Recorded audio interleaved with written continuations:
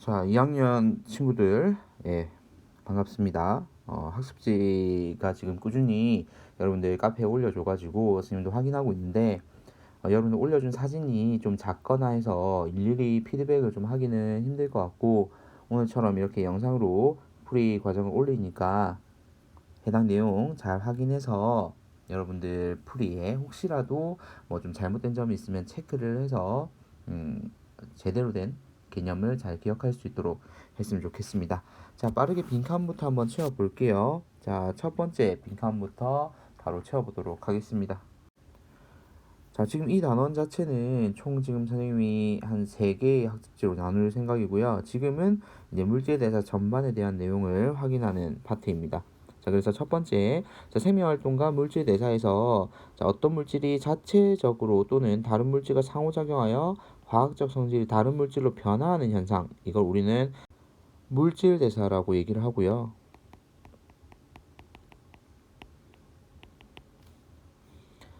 이 물질 대사 같은 경우에는 생물체 내에서 효소의 도움을 받아서 일어나고 있는 모든 화학 반응을 통칭하는 말입니다. 자, 그래서 물질 대사의 종류를 지금 크게 두 가지로 나눠놨는데요. 동화작용과 이화작용으로 나눠놨습니다. 동화작용 같은 경우에는 물질의 변화를 보면 분자량이 작은 물질들을 분자량이 큰 물질로 만드는 과정이고요. 이화작용은 반대로 분자량이 원래 큰 물질을 작은 물질로 만드는 과정이다라고 생각을 하면 되겠고요. 자, 에너지 대사로 따지면 동화작용 같은 경우에는 작은 것들을 합쳐야 되기 때문에 흡열 반응이고요. 이화작용 같은 경우에는 발열 반응에 해당이 됩니다.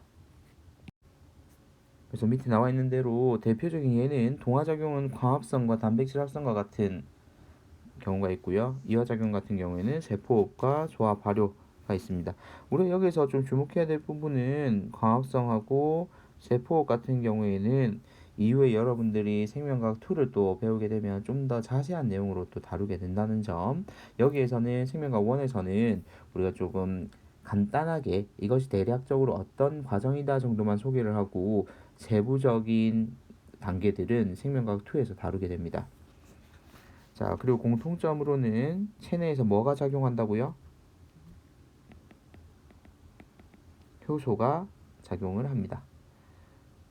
이렇게 해서 동화작용과 이하작용 여러분 머릿속에 좀 잘 정리를 해 놓으시기 바라고요. 다음 두 번째 넘어가도록 할게요. 자, 에너지 전환과 이용이고요. 자, 첫 번째 괄호 한번 봅시다. 세포 내에서 유기 영양소를 분해해서 생명 활동에 직접적으로 사용되는 에너지원인 ATP를 합성하는 과정이다. 이걸 우리 뭐라고 하냐면 세포 호흡이라고 얘기를 합니다.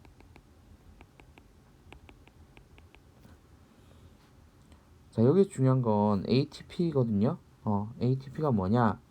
자, 이 아데노신이라는 단위를 좀 잘 기억을 해 놓으세요. 아데노신은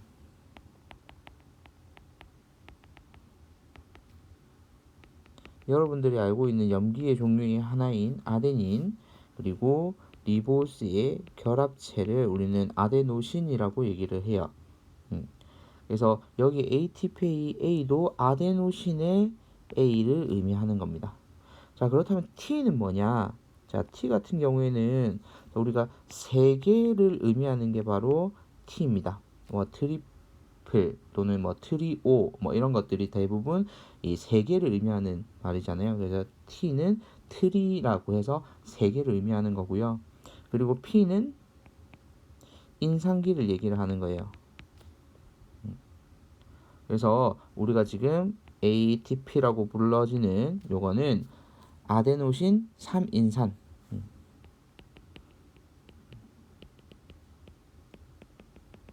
이걸 ATP라고 얘기를 하는 거고요. 선생님 영어를 잘 못하지만 그래도 여러분들의 학습을 위해 발음 안 좋은 영어를 한번 끄적여 보겠습니다. 말 그대로 아데노신이고요.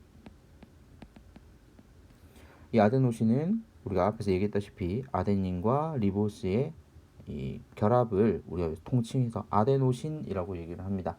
그리고 세 개를 의미하는 트리 그리고 인상기를 의미하는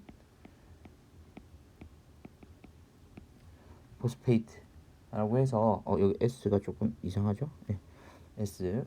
그래서 여기에서 앞 글자 ATP를 따서 우리는 아데노신 3인산을 줄여서 ATP라고 얘기를 하고요. 생체 내에서 에너지라고 하면 ATP가 가장 먼저 떠올라야 할 정도로 생명과학에 있어서 중요한 물질 중에 하나입니다. 이것과 함께 배우는 것 중에 뭐가 있냐면 ADP가 있고요. 또 간혹 여러분들한테 다루지는 않지만 AMP라는 것도 나중에 대학교 가면 배우게 될 거예요. 여기에 있는 가운데 D하고 M 역시도 숫자를 의미하는 거예요. D 같은 경우에는 이제 여러분들이 알고 있는 뭐 듀오라든지 이런 것처럼 2를 의미하는 거예요. 2. 그래서 인상기 2개 있다는 거고요.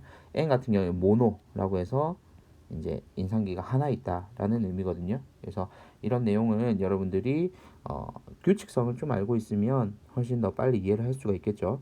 그래서 여기에 보면은 아데노신 2인산을 ADP라고 한다라고 해놨죠. 그래서 요거까지 선생님 잠깐 언급을 했고요. 자, 밑에 이제 세포 과정을 한번 보도록 하겠습니다.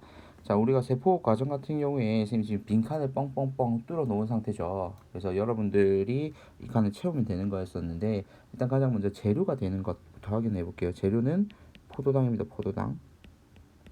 포도당을 분해해서 얻어낼 거예요. 근데 이때 산소가 필요하고요. 분해된 산물은 이산화탄소와 그리고 물 그리고 우리가 필요로 하는 에너지입니다. 이 에너지의 형태가 ATP로도 나오고요. 열 에너지로도 나오게 됩니다. 그래서 뭐 나중에 우리가 교과서 내용에서 나오지만 약 40% 정도의 ATP를 이제 형성을 해내고 나머지는 전부 다 열 에너지로 방출이 돼 버리는 거죠. 자, 이거를 뭐 다른 친구들 보니까 실제 화학식으로 써놓은 친구들도 있던데 물론 그렇게 써도 됩니다. 포도당 같은 경우에는 C6H12 이게 포도당 화학식이에요. 예, 이거하고 이제 개수를 맞춰야 되겠죠. 뭐 화학을 배운 친구들, 그러니까 1학년 때 통합과학에서 화학 파트에서 이미 배웠기 때문에 숫자 맞추는 것들은 충분히 할 수 있을 거라고 생각을 하는데 여기에서는 이제 에너지는 뭐 따로 지금 현재 뭐 표시를 뭐 2로 해도 되긴 되는데 여기에서는 그냥 에너지라고 쓸게요. 그런 다음에 포도당을 기준으로 이걸 개수를 맞춰주는 거죠. 그래서 탄소 같은 경우에 6개가 있으니까 여기에서도 6개가 나와야 되고요. 수소 같은 경우에도 12개가 돼야 되니까 여기 6이 붙겠죠. 그러면 산소는 지금 여기에서 총 12개 그리고 여기에서 6개 여기 6개 있으니까 나머지 12개를 채워야 되겠죠. 그래서 여기에서 6개 이렇게 해서 이 식을 적어도 둘 다 정답입니다. 자, 그리고 4 ATP 이용. ATP는 인산기와 인산기 사이의 결합이 끊어져 가지고 에너지 형태로 방출이 될 거예요. 그죠? 에너지 형태로 방출이 될 건데 이때 끊어지면서 ADP가 되고요. 그리고 무기인산으로 나눠질 겁니다. 즉 위에 그림을 다시 한번 보면서 파란색으로 한번 표시를 해볼게요. 여기가 끊어지는 거죠. 여기가 끊어지면서 나머지는 ADP가 되고요. 여기에서 떨어져 나오는 건 무기인산이 된다는 얘기예요. 그래서 이때 에너지가 방출이 되는 거고 인산기 사이의 결합이 끊어지면서 저장된 에너지가 방출되는 건데 그렇다면 자, 여기서 우리가 고에너지 인산결합이라고 얘기하거든요. 그러니까 인산과 인산 사이에서의 결합인데 그럼 여기에 하나 고에너지 인산결합이 있고 또 여기에 고에너지 인산결합이 하나 있겠죠. 그러면 여러분 여기는 고에너지 인산결합일까요? 아닐까요? 여기는 고에너지 인산결합 아닙니다. 인산과 리보스 사이의 결합이기 때문에 고에너지 인산결합이 아닙니다. 그래서 여기에서 만약에 기억, 니은, 디귿이면 고에너지 인산결합은 기억하고 니은만 해당이 되는 겁니다. 이것도 좀 기억을 해주시기 바랍니다. 그리고 ATP 이용 3번 ATP에 저장된 에너지는 화학에너지, 기계적 에너지, 열에너지, 소리에너지 등으로 전환돼서 물질 합성, 근육운동, 체온 유지, 발성, 정신활동, 생장 등 우리 몸에서 일어나는 생명활동들에 다 사용이 된다는 얘기를 하고 있습니다. 자, 문제를 풀어보도록 하겠습니다. 작년 6월 달 문제고요. 효모를 이용한 실험인데 실제 이 실험을 다양한 교과서에서 다루고 있기 때문에 또 선생님이 실제 뭐 수업 시간이면 실험에 대해서 좀 다뤘을 건데 이론적인 부분만 다루다 보니까 학습지에 지금 수록이 안 됐는데 이 문제 풀면서 한번 정리를 해볼게요. 자, 가설은 효모의 세포호흡에서 발생하는 기체의 양은 음료수에 들어있는 당 함량이 높을수록 증가할 것이다 라고 하고 있고요. 자, 실험 과정은 지금 발효관 AC 이거를 우리는 발효관이라고 얘기를 하는 거예요.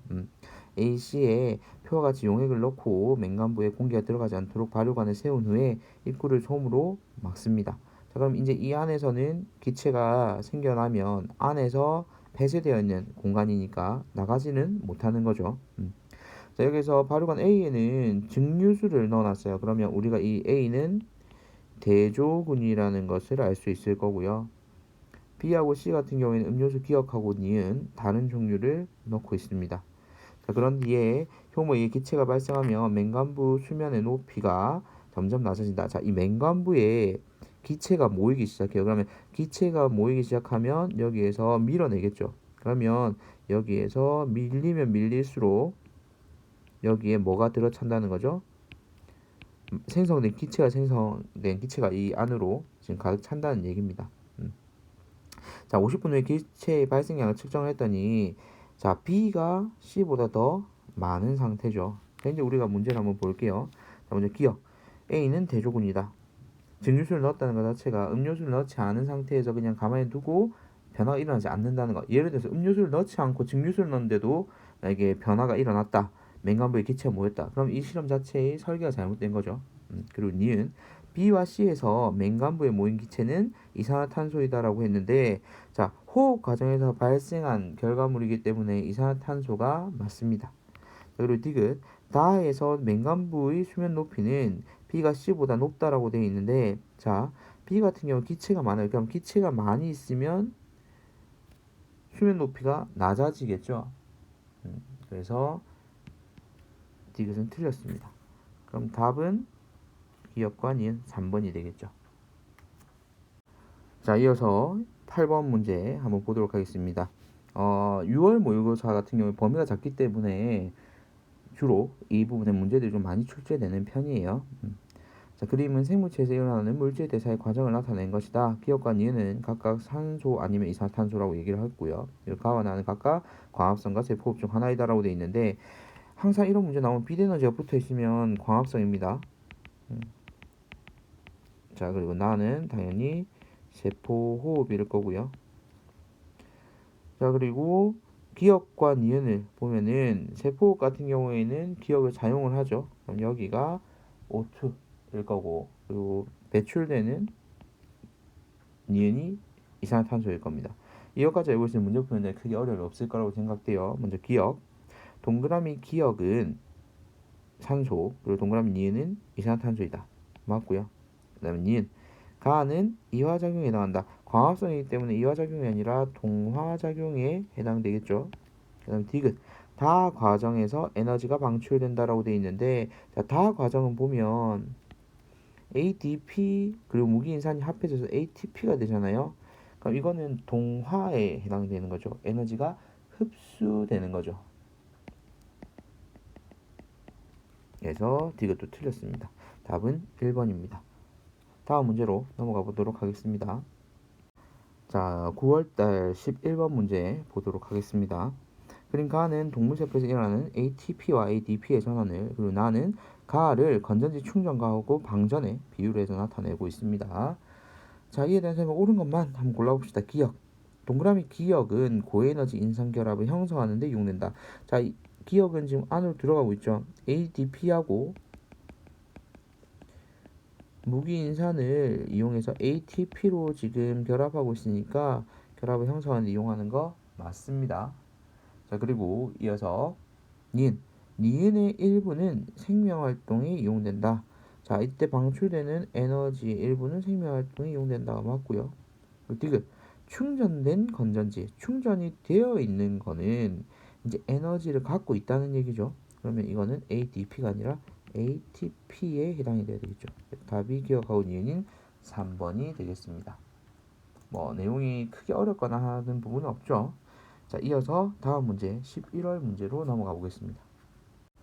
자, 11월 문제는 사람에서 일어나는 물질 대사를 이제 포도당, 아미노산, 지방을 이렇게 나눠가지고 가나다로 분리를 해놨습니다.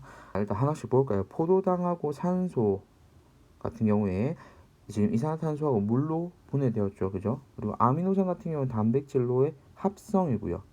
그리고 지방 같은 경우에는 지방산과 모노글리세리드로의 분해입니다. 자, 그럼 기억부터 한번 볼게요. 자, 기억. 가에서 에너지가 방출된다. 지금 이화작용으로 분해가 일어나고 있잖아요. 그죠? 이때는 에너지 방출되는 거 맞죠? 자, 그리고 니은. 나는 이화작용이다라고 되어 있는데 아미노산이 단백질로 합성되는 과정이에요. 단백질 합성 과정입니다. 여기에서는 동화작용이죠. 자, 그리고 디귿. 다에서 효소가 이용된다라고 되어 있는데 물질 대사가 일어나는 과정에서 효소가 동반이 됩니다. 효소가 있어야 되니까. 자, 그러면 여기서는 사실 뭐 다에서도 당연히 효소 이용되고 여기서 가, 나, 다 모두 효소가 이용된다는 점 기억을 해주시기 바랍니다. 뭐 동화작용, 이하작용이 문제가 아니라 물질 대사라는 것 자체가 효소를 이용하게 됩니다. 우리 체내에서는. 자, 그러면 답은 기억과 디귿인 4번이 되겠죠. 네. 여기까지 문제까지 한번 다 풀어봤고요. 혹시라도 추가적인 질문이 있는 학생들은 선생님 메일 또는 다음 카페를 이용해서 질문 남겨주시면 되겠습니다. 자, 이상입니다.